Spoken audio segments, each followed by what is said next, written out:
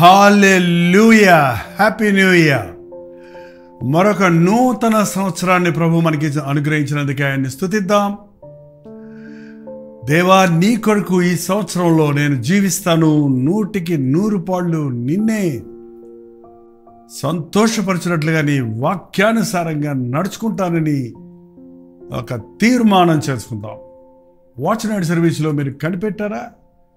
కొత్త సంవత్సరంలో ప్రార్థనలో ప్రవేశించారా? రండి, మరి తెల్లవారింది. దేవుని మాటతో ఈ రోజు నుండి మరణము వరకు నమ్మకస్తులుగా ఉండినట్లు ప్రభు కృప కొరకు వేడుకుందాం. పరిశుద్ధుడా, ప్రేమగల తండ్రి, నీకు వందనములయ్యా. ఎంతోమంది ఈ 2024వ సంవత్సరాన్ని చూడలేకపోయి ఉండగా మమ్మలను సజీవులుగా ఉంచి నిన్ను స్తుతించుటకు ఇచ్చిన ఈ అవకాశమును బట్టి వందనములు. ఒక్క క్షణము కూడా మేము వృధాపరుచుకోక నీ చిత్తానుసారంగా నడుచుటకు, నీ వాగ్దానాలు పొంది నిన్ను ఘనపరచుటకు మా ఒక్కొక్కరికి నీ సహాయం చేయమని క్రీస్తు నామములో అడుగుచున్నాను తండ్రి, ఆమేన్. ఎస్ అండి, మన ప్రభువు సమస్తమును నూతన పరచువారు. ఈ కొత్త సంవత్సరంలో ఒక కొత్త బైబిల్ కొనుక్కోవడం ద బెస్ట్ అండి. ఒక కొత్త బైబిల్ని కొనుక్కొని మొదటి నుండి, ఆది కాండము నుండి, అలాగే మత్తయి సువార్త నుండి క్రమముగా చదవటం అభ్యాసం చేసుకోండి. ఈ నూతన సంవత్సరంలో కొన్ని తీర్మానాలు చేయండి. వాటిని కాపాడుకున్నట్టు కొరకు దేవుని కృప కొరకు వేడుకోనండి. బైబిల్ని చదవటమే కాదు, మనసులో రోజు ఒక వాక్యం అన్నా పూర్వకాలం కంటతా పడతాం అనేవారండి. కానీ మన మనస్సుకు అర్థమైనది చదివి రాస్తే అది మన మనసులో గుర్తుండిపోతుంది. రోజు ఒక వాక్యాన్ని మీరు కంటతా పెడితే లేక మనసులో భద్రపరుచుకుంటే ఆ వాక్యం మనల్ని కాపాడుతుందండి. ఒక పొక్కిసంగా తయారవుతుంది. ప్రతిరోజు లేచిన వెంటనే ప్రార్థన చేయటం చాలా ప్రాముఖ్యమైనది. ఉదయమే లేచిన తర్వాత దేవునితో మాట్లాడకుండా ఎవరితో మాట్లాడకండి. బైబిల్ చదవకుండా ఏ వాట్సాప్ మెసేజ్, ఏ పుస్తకం, ఏ న్యూస్ పేపర్ ముట్టుకోకండి. ఈ తీర్మానం చేసి దాన్ని అనుసరించండి. ఎంత వ్యత్యాసమైన, ఫలభరితమైన, ఆశీర్వాదకరమైన జీవితాన్ని మనం కలిగి ఉంటామో మీరే సాక్ష్యం ఇవ్వగలుగుతారు. ఆదివారం ప్రభు దినాన్ని విడిచిపెట్టవద్దు. 52 ఆదివారాలు దేవుని మందిరంలో ఉంటానని తీర్మానం చేసుకోండి. ఉపవాస ప్రార్థన అనేది ఒక క్రైస్తవునికి చాలా ప్రాముఖ్యమైనది. శుద్ధీకరించబడినటువంటి రోజుగా అది ఉంటుంది కనుక ఉపవాస ప్రార్థనలు నిర్లక్ష్య పెట్టకండి. యేసు ప్రేమను అనుభవించిన మనం ప్రతిరోజు కనీసం ఒక్కరికన్నా ప్రభువుని గురించి స్పష్టంగా సాక్ష్యం ఇవ్వాలి. తీర్మానించుకోండి. దేవుడు చేసిన మేలులన్నీ ఒక చిన్న పుస్తకం పెట్టుకొని నోట్ చేసుకోండి. ఒకవేళ మీరు డిజిటల్లో, ల్యాప్టాప్లో, ఐప్యాడ్లో చేసుకుంటారంటే మీ ఇష్టం. కానీ ఆయన చేసిన మేలు మరవద్దు. మీ దగ్గర ఫోన్స్లో కెమెరా ఉంది కదండి, ఒక చిన్న పిక్చర్ తీసి పెట్టుకోండి ప్రతిదినం. అవి it will be a reminders to us. దేవుడు చేసిన మేళ్ళు గుర్తు చేసుకోవడానికి ఆస్కారం ఉంటుంది. చాలామంది ఒకటో తారీఖు తీర్మానాలు చేస్తారు, కానీ 4-5 రోజుల్లో దాన్ని వదిలేస్తారు. అలా కాకుండా దేవునితో ఒక నిబంధన చేసుకొని దేవుని సహాయం కొరకు అడిగి ముందుకు సాగండి. మరో ముఖ్యమైన విషయం, మనం ఒక నిజమైన క్రైస్తవుడు వెలిచూపును బట్టి కాక విశ్వాసమును బట్టి నడుచుకుంటాడు. మనం డబ్బులు లెక్కేసుకోను, కాలాలు చూసుకోను, రోజులు చూసుకోను, మనుషుల్ని నమ్ముకోను, పరిస్థితుల్ని నమ్ముకోను ఆధారపడి బ్రతికైతే అవకతవకలుగానే ఉంటుంది మన బ్రతుకు. మరి కొత్త సంవత్సరం వచ్చినా ఆ పాత కార్యాలు కొనసాగుతూనే ఉంటాయి. కానీ మనం దేవుని వాగ్దానాల మీద నడవాలి. Standing on the promises of God అని ఒక చక్కటి పాట ఉంది. ఆయన వాగ్దానాల మీద అడుగులేసుకుంటూ వెళితే కింద పడకుండా, బురదలో పడకుండా, పాపంలో పడకుండా గమ్యానికి చేరగలుగుతాం. దేవుని ప్రణాళికలో నడవగలుగుతాం. ఆ వాగ్దానాలు ఎక్కడి నుంచి వస్తాయంటారా? రాత్రి మాకు చర్చలో వాగ్దానం ఇచ్చారండి అని చెప్పకండి. మా ఇంట్లో క్యాలెండర్ ఉందండి, అందులో ఉన్న వాగ్దానాన్ని నమ్ముతున్నాను అని అంటే మంచిదే. క్యాలెండర్లో వాక్యాలు కూడా మీ మనసులో పెట్టుకోండి. కానీ వ్యక్తిగతంగా మీరు మోకరించి దేవుని యొద్ద వాగ్దానాన్ని సంపాదించుకోవాలి. ఆయన స్వరంతో మాట్లాడుతుంటాడు, ఆయన బైబిల్ ద్వారా మాట్లాడుతుంటాడు. ఒక పెన్ను పెట్టుకొని మీరు బైబిల్ చదువుతున్నప్పుడు చదవండి, మీ బైబిల్ని అండర్లైన్ చేసుకోవటం అభ్యాసం చేసుకోండి. ఈ చిన్న చిన్న కిటుకులు మీరు ఫాలో చేస్తే మీరు ఆధ్యాత్మిక జీవితంలో వర్ధిల్లుతారండి. ఈరోజు ఒక వాగ్దానం మనకి ప్రభు తన వాక్యంలో నుంచి మాట్లాడుతున్నాడు. యెషయా గ్రంథం 43వ అధ్యాయం 19వ వచనం. ఇదిగో నేను ఒక నూతన క్రియను చేయుచున్నాను, ఇప్పుడే అది మొలచును, మీరు దాన్ని ఆలోచింపరా.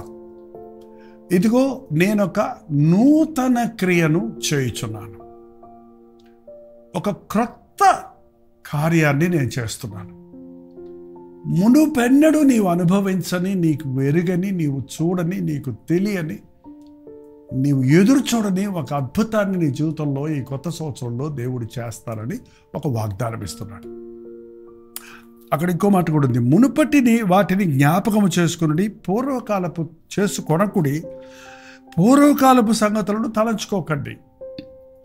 నాకు ఉద్యోగం లేదే, నాకు సంతానం లేదే, నాకు నిందలు వచ్చాయే, నాకు బాధలు వచ్చాయే, నాకు డబ్బులు లేవే, నా పరిస్థితి ఎట్టుంది అనే కార్యాలు మళ్ళీ కొత్త సంవత్సరంలో అదే ఆలోచనలతో ప్రవేశించే ప్రయోజనం లేదండి. మునుపటి వాటిని జ్ఞాపకం చేసుకోకండి. ఒకవేళ 2023 సంవత్సరంలో ఎన్నో చేదు అనుభవాలు మీరు పొందారేమో, నష్టాలు పాలయ్యారేమో, కష్టాలు పాలయ్యారేమో, వాటిని ఇక వదిలేయండి.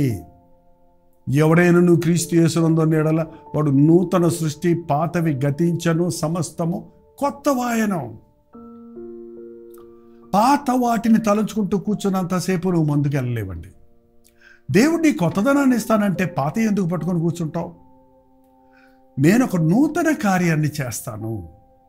నాకు తెలియదు ఎవరితో, ఏ విషయంలో, ఏ నూతన కార్యాన్ని చేస్తారని చెప్తున్నాడో నాకు తెలియదు, కానీ ప్రభు ఖచ్చితంగా నీవు ఎదురు చూడని స్థాయిలో నిన్ను దీవించాలని ఆశపడుతున్నాడు. ఎన్నోసార్లు చేసిన ప్రయత్నాలు విఫలమైనమేమో, ఈసారి నీ ప్రయత్నాన్ని సఫలపరచడానికి దేవుడు ఒక కార్యం చేయబోతున్నాడు. గర్భఫలం లేదని సంవత్సరాల తరబడి కనిపెట్టి అవమానం, నిందల పాలయ్యేవేమో, ఇప్పుడే ఎంత గొప్ప దేవుడు అండి మన దేవుడు. రేపిస్తా మాపిస్తా అనేవాడు కాదండి ఆయన. ఎప్పుడో ఏదో ఇస్తామని ఫేక్ వాగ్దానాలు చేస్తుంటారు చూసారా లోకంలో మనుషులు, అట్లాంటి వాడు కాదు ఆయన. ఆయన అన్నది అన్నట్లుగా చేసేవాడిగా ఉన్నాడు. ఇదిగో నేను ఒక నూతన క్రియ చేయుచున్నాను, ఇప్పుడే అది మొలచును. It starts now. మొలిచినంత మాత్రాన అది చెట్టై ఫలమై వృక్షం అవ్వలేదు కదా, ఇప్పుడే అది స్టార్ట్ అవుతుంది. ఒక గర్భఫలం కావాలనుకున్నప్పుడు దేవుడు ఇప్పుడే అది స్టార్ట్ చేస్తే నువ్వు 9 months అట్లీస్ట్ వెయిట్ చేయాలి కదా. కొన్ని విషయాల్లో కొన్ని నెలలు, ఒకవేళ అవసరమైతే కొన్ని సంవత్సరాలు కనిపెట్టవలసి వస్తుంది. బట్ ద ప్రారంభం ఆల్రెడీ ప్రభు దాన్ని ప్రారంభించాడు అని నమ్ము. చూడండి, ఒక నాయకుడిగా నువ్వు సిద్ధపడాలంటే ఓవర్ నైట్లో నువ్వు నాయకుడు అవ్వవు. ఐగుప్తు దేశంలో మోషే నీలో ఒక కార్యం జరిగించాడు. అతడు చేసిన తీర్మానాన్ని బట్టి అతను ఒక నాయకుడిగా సిద్ధపరిచాడు. It took 40 years. మిక్కిలి సాత్వికుడిగా తయారయ్యాడు, గొప్ప నమ్మకస్తుడిగా సిద్ధపడ్డాడు. ఎస్, ఇప్పుడే నేను స్టార్ట్ చేస్తున్నాను, కానీ అది నీ గొప్ప కార్యం, నీ పట్ల నేను జరిగిస్తాను. దినములు గడుస్తూ ఉండగా నేను నీకు తోడై ఉంటాను, నీవు వర్ధిల్లేటట్టు చేస్తాను. ఇప్పుడే నేను ఒక నూతన కార్యాన్ని జరిగిస్తాను. నేను అరణ్యములో త్రోవ కలుగు చేసేదను. మీరు ఎప్పుడన్నా ఒక అరణ్యానికి వెళ్ళారా, ఫారెస్ట్కి వెళ్ళారా? దారి తెన్ను ఉండదండి. చాలా సంవత్సరాలు నేను అరణ్యంలో ఉన్న కొండ జాతుల వారి దగ్గర సేవ చేశాను. చెట్లు వంకర టెక్కరగా ఉంటాయి, ముళ్ళ తుప్పలు ఉంటాయి, కాలిబాట కూడా సరి కనబడదు. భయంకరమైన క్రూర మృగాలు ఉంటాయి, భయంతో ఉంటుంది. దారి తప్పామంటే ఇంకా ఏటు దొరుకుతున్నామో మనకే తెలియని పరిస్థితుల్లో ఉంటుంది. కానీ ప్రభు అంటున్నాడు, నీ చుట్టూ కీకారణ్యంలాగా ఉన్నప్పటికీ, నీ చుట్టూ క్రూర మృగాల్లాగా నిన్ను వేధించేవారు ఉన్నప్పటికీ, నీవు ఎట్టుపోవాలో తెలియని అగమ్య గోచరంగా నీ జీవితం ఉన్నప్పటికీ, ఏం చేయాలో తెలియని పరిస్థితుల్లో నీవు ఉంటున్నప్పటికీ, ఇదిగో నేను ఇప్పుడు ఒక త్రోవను, ఒక మార్గాన్ని నీకు తెరుస్తున్నాను. నీకు ముందు ఒక తలుపు నేను తెరుస్తున్నాను. నీకు ఒక దారిని నేను చూపిస్తున్నాను. నా దారిని నీకు చూపిస్తున్నాను. ఎంత గొప్ప దేవుడండి మన ప్రభు. అయోమయంగా ఉంది కదా మీ జీవితం? ఏంటి భవిష్యత్తు అని అగమ్యగోచరంగా ఉంది కదా? దేవుడు ఒక అద్భుతం చేస్తానంటున్నాడు. నమ్మండి ఆయన మాట యందు, విశ్వసించండి ఆయన యందు. ఆయన త్రోవ మీ కళ్ళ ముందు తెరవటం మీరు చూడగలుగుతారు. ఏ పరిస్థితుల్లో మీరు విఫలమై ఉన్నారో, విసిగిపోయి ఉన్నారో, కృంగిపోయి ఉన్నారో, ఇంకింతే నా జీవితం అనుకున్నారో, కానీ ఈ కారణ్యం వంటి చీకటిలో ఉన్న మీ జీవితంలో వెలుగు పుట్టించి, దారి తెన్ను లేని స్థితిలో ఉన్న మీకు దారి చూపించి, నిన్న విన్నారు కదా, నీ మీద దృష్టి ఉంచి నీకు ఆలోచన చెప్పేదను, నీవు నడవలసిన మార్గం నీకు నేర్పించదను అని ప్రభు నీతో చలవిస్తున్నాడు. ఎడారిలో నదులను పారజేయుదును. ఎడారి ఎప్పుడన్నా చూసారా? మన రాజస్థాన్ లాంటి ప్రదేశాలకు వెళ్తే ఇసుక తిప్పలు, ఎటు చూసినా ఇసుకే. ఒక్క పచ్చని చెట్టు కానీ మొక్క కానీ కనపడదు. ఒక నీటి చుక్క ఉండదు. ఎండకు ఇసుక వేడికిపోద్ది. నడవడం కూడా ఇసుకలో కాళ్ళు కూరుకుపోతుంటాయి.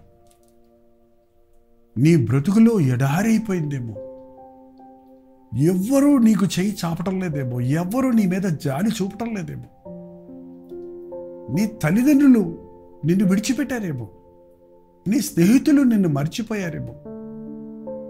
అంతెందుకు, నీ సొంత వారు, నీ మేలు పొందిన వారు కూడా నీకు కీడు తలపెడుతూ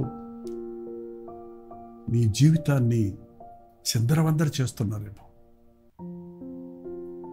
ఎటు తోచని పరిస్థితుల్లో, ఆర్థిక ఇబ్బందుల్లో, శారీర సమస్యలతో, అనారోగ్య పరిస్థితుల్లో ఈ రోజున కొందరి శరీరాలు ఎండిపోతున్నాయండి. శరీరం ఎండిపోతుంది. ఎముకలు శక్తి లేనివిగా మారుతున్నాయి. పడకల మీద ఒకవేళ మీరెవరైనా పడక మీద ఎముకల గూడులాగా పడున్నారేమో, నీకు వాగ్దానం ఇస్తున్నాడు దేవుడు. మన శరీరంలో నీటి శాతం ఎంత ఉందో తెలుసా? నీటి శాతం తగ్గితే డీహైడ్రేట్ అయిపోద్ది, మనం మరణిస్తాం. నీ శరీరంలో ఆరోగ్యాన్ని ఇస్తానంటున్నాడు. నీ ఎముకలకు సత్తు కలుగజేస్తానంటున్నాడు. నీ జీవితంలో ఎండిపోయిన నీ జీవితమును ఫలభరితమైన జీవితంగా చేస్తానంటున్నాడు. ఎండిన చెట్టు మొద్దులాగా ఉంటుంది చూడండి. మొద్దును చిగురింపజేయగలిగిన వాడు ఆయన. ఇంకా ఎందుకు పనికిరాదని వదిలివేయబడిన స్థితిలో నీవు ఉన్నావేమో. దేవుని వాగ్దానం, ఎడారిలో నేను నదులను పారచేతును, అరణ్యములో నేను త్రోవను కలుగచేతును, నేను ఒక నూతన కార్యము చేయుచున్నాను, ఇప్పుడే అది మొలచును. దాన్ని ఆలోచించండి. ఏంటి దేవా నా పట్ల నీ ప్రణాళిక? ఏది నా జీవితంలో చిగురిస్తుంది? ఏది నా మనసులో జనిస్తుంది? నీ తలంపులేంటో నాకు అర్థమయ్యేటట్టు నా మనోనేత్రాలు తెరవమని దేవుని సన్నిధిలో కనిపెడితే ఆయన వాగ్దానాలను స్పష్టంగా, ఎందుకంటే ఇదే వాగ్దానం నాకు ఒక విధంగా, మీకు ఒక విధంగా, మరొకరికి మరొక విధంగా, ఎవరి అవసరతకు తగినట్లు వారికి దేవుడు మలచగలిగిన, మేలు చేయగలిగిన ప్రభువుగా ఉన్నాడు. కాబట్టి ఎటు తోచని పరిస్థితుల్లో ఉన్న నీకు త్రోవను, ఎండిపోయిన స్థితిలో ఉన్న నీకు ఫలభరితమైన జీవితాన్ని ఇవ్వడానికి ఈ నూతన సంవత్సరంలో మన ప్రభు అయిన యేసుక్రీస్తు ఆశిస్తున్నాడన్నది నమ్మి మిమ్మల్ని మీరు ప్రభువుకు అప్పగించుకోనండి. ప్రార్థన. పరిశుద్ధుడా, ప్రేమగల తండ్రి, ఈ కొత్త సంవత్సరం మా జీవితంలో తండ్రి అయోమయ సంవత్సరంగా కాక, అర్థం పర్థం లేని బ్రతుకులుగా కాక, అయోమయ పరిస్థితుల్లో ఉన్న మా జీవితంలో మార్గము కనుగొనటానికి, నిస్సారమైన జీవితంలో ఫలభరితమైనటువంటి ఆశీర్వాదాలు చూడటానికి మమ్మల్ని ఆశీర్వదించిన ఆయన. ఈ సంవత్సరం మాకు ఒక ఆశీర్వాదకరమైన, అభివృద్ధికరమైన సంవత్సరంగా మలచున్నట్లు నీ వాగ్దానాల మీద నడవడానికి నీ మాట చప్పున నడిచి మేము ఫలించుటకు, నీ మెప్పును పొందుటకు, నీ సన్నిధిలో నీ చిత్తము ఎరుగుటకు, మా గమ్యము చేరుటకు సహాయం చేయమని క్రీస్తు నామములో అడుగుచున్నాము తండ్రి. ఆమేన్. మన తండ్రి అయిన దేవుని యొక్క ప్రేమయు, కుమారుడైన క్రీస్తు యొక్క కృపయు, ఆదరణకర్త అయిన పరిశుద్ధాత్మ యొక్క సహవాసము కూడి వచ్చిన మనందరికీ ఇప్పుడును సదాకాలము తోడై ఉండును గాక. ఆమేన్. దేవుని స్తోత్రం. ఈ కొత్త సంవత్సరంలో దేవుడు ఇచ్చిన వాగ్దానాలను 954041 నెంబర్కి మాకు కూడా తెలియజేయండి. మేము కూడా దేవుడిని స్తుతిస్తాం. మీరు ఇతర దేశాల్లో ఉంటే 9100100888కి మీ వాట్సాప్ మెసేజ్ను ఒక టెక్స్ట్ కానీ వాయిస్ మెసేజ్ ద్వారా కానీ పంపించండి. మీకు అందరికీ once again happy and blessed prosperous the new year. God bless you all. ఈ సంవత్సరం ఒక ప్రత్యేకమైన సంవత్సరం అండి. This is leap year. So ఈ సంవత్సరం 366 రోజులు ఉన్నాయి. అందులో బట్టి ప్రభువుని స్తుతిద్దాం. ఒక రోజు ఎక్స్ట్రా ఇచ్చాడు కదా అని వేస్ట్ చేసుకోకుండా ఆ రోజును పరిపూర్ణంగా దేవుని కొరకు ఉపయోగిద్దాం. ప్రభుత్వమైతే కల్వరి చర్చ్ చెన్నై ఐశ్వర్య మహల్లో న్యూ ఇయర్ సర్వీస్ జరుగుతుంది. రాగలిగిన వారు రండి. ఒక చిన్న లైవ్ ఇవ్వటానికి ట్రై చేస్తాం. మీరు మీ మందిరాలకు వెళ్ళి కొత్త సంవత్సరంలో ప్రభువుని ఆరాధించండి. మొదటి రోజే దేవుని మందిరాన్ని నిర్లక్ష్య పెట్టకండి. మొదటి నుండి చివరి వరకు ప్రభు రాకడ వరకు ఆయన సాక్షులుగా జీవించుటకు ఆయన కృప కొరకు వేడుకుందాం. చిత్తమైతే మధ్యాహ్నం 3 గంటలకి, అలాగే రాత్రి 9 గంటలకి కలవడం ప్రతిదినంలో మళ్ళీ కలుసుకుందాం. అంతవరకు దేవుని మహాకృప మీకు తోడేడు గాక. Happy new year.